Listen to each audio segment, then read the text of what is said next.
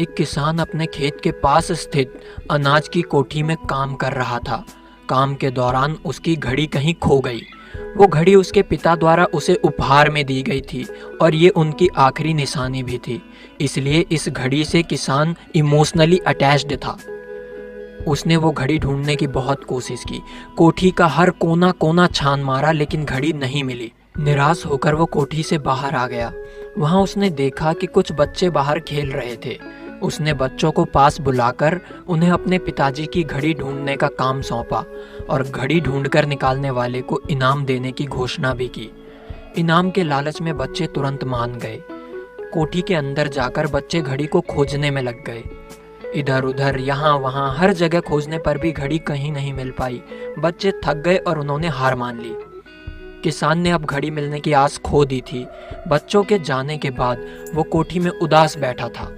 तभी एक बच्चा वापस आया और किसान से बोला कि वो इस घड़ी को दोबारा खोजना चाहता है। किसान ने हामी भर दी।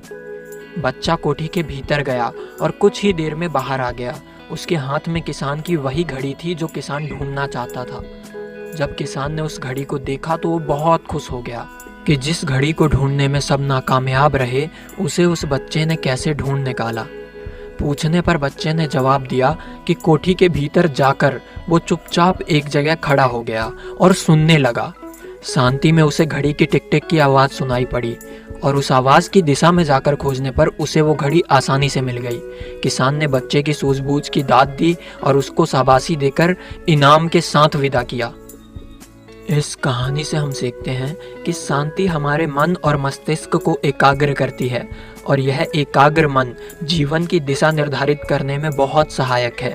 इसलिए दिन भर में कुछ समय हमें अवश्य निकालना चाहिए जब हम शांति से बैठकर मनन कर सकें। अन्यथा शोरगुल से भरी इस दुनिया में हम उलझकर रह जाएंगे। हम कभी न खुद को जान पाएंगे, न अपने मन को जान पाएंगे। बस दुनिया की भीड़ चाल में चलते जाएंगे, चलते जाएंगे, चलते जाएंगे। जब आँख खुलेगी तो बस पछतावा होगा कि जीवन की ये दिशा हमने कैसे निर्धारित कर ली।